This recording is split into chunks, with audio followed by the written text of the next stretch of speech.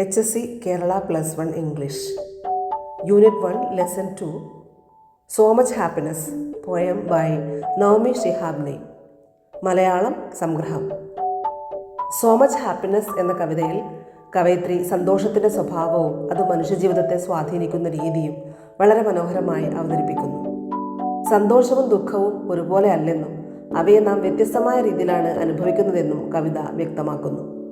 കവിതയുടെ തുടക്കത്തിൽ വളരെയധികം സന്തോഷം ലഭിക്കുമ്പോൾ അതിനെ എങ്ങനെ കൈകാര്യം ചെയ്യണമെന്ന് ചിലപ്പോൾ നമുക്ക് അറിയാതെ പോകുന്നു എന്ന് കവയിത്രി പറയുന്നു. എന്നാൽ ദുഃഖത്തിന് പലപ്പോഴും വ്യക്തമായ ഒരു കാരണം ഉണ്ടാകും. എന്താണ് നമ്മെ വേദനിപ്പിച്ചതെന്ന് തിരിച്ചറിയാൻ കഴിയുന്നതിനാൽ അതിനെ പരിഹരിക്കാനും അതിൽ നിന്ന് കരകയറാനും നമുക്ക് ശ്രമിക്കാം. ദുഃഖത്തെ കവയിത്രി ഒരു മുറിവിനോട് ഉപമിക്കുന്നു. മുറിവിനെ മരുന്നുപുരട്ടി പരിചരിക്കുന്നത് പോലെ ദുഃഖത്തെയും നാം കൈകാര്യം ചെയ്യുന്നു.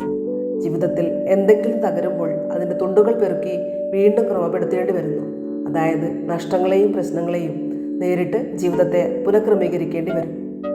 എന്നാൽ സന്തോഷം ഇതിൽ നിന്നെല്ലാം വ്യത്യസ്തമാണ്. ഹാപ്പിനെസ് ഫ്ലോട്ട്സ് എന്ന ആശയത്തിലൂടെ സന്തോഷം ഭാരം കുറഞ്ഞതും സ്വതന്ത്രവുമായ ഒന്നാണെന്ന് കവയിത്രി സൂചിപ്പിക്കുന്നു. അതിനെ പിടിച്ചു നിർത്താനോ സ്വന്തമാക്കാനോ കഴിയില്ല. ഒരു പക്ഷി അടുത്തുള്ള വീടിൻ്റെ മേൽക്കൂരയിൽ വന്ന് പാടുകയും പിന്നീട് സ്വന്തം ഇഷ്ടപ്രകാരം പറന്നു പോവുകയും ചെയ്യുന്നത് പോലെയാണ് സന്തോഷം. ജീവിതത്തിലെ സാഹചര്യങ്ങൾ മാറിയാലും യഥാർത്ഥ സന്തോഷം നിലനിൽക്കാം. ശാന്തമായ ഒരു മരവീട്ടിൽ നിന്ന് ശബ്ദവും പൊടിയും നിറഞ്ഞ ഒരു കല്ല് ഖനിക്കരികിലേക്ക് താമസം മാറേണ്ടി വന്നാലും സന്തോഷം പൂർണ്ണമായും പുറം ലോകത്തെ ആശ്രയിച്ചിട്ടുള്ളതല്ല എന്ന ആശയമാണ് ഇവിടെ പ്രകടമാകുന്നത്.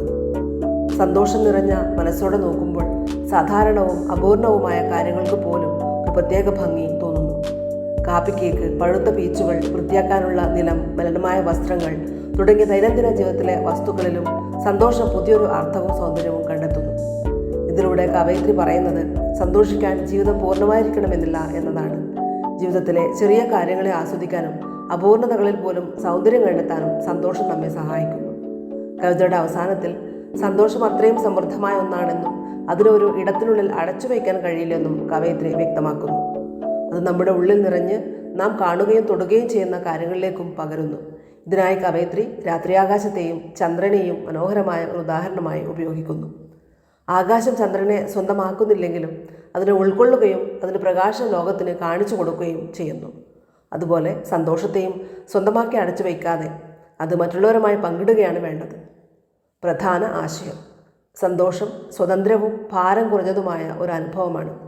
അത് ജീവിതത്തിലെ സാധാരണ കാര്യങ്ങളിൽ പോലും സൗന്ദര്യവും അർത്ഥവും കണ്ടെത്താൻ നമ്മെ സഹായിക്കുന്നു.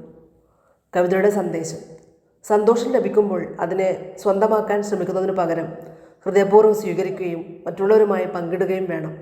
ഒരാളുടെ സന്തോഷം മറ്റുള്ളവരുടെ ജീവിതത്തിലേക്കും പ്രകാശം പകരാൻ കഴിയുന്നതാണ് യഥാർത്ഥ സന്തോഷത്തിൻ്റെ സൗന്ദര്യം.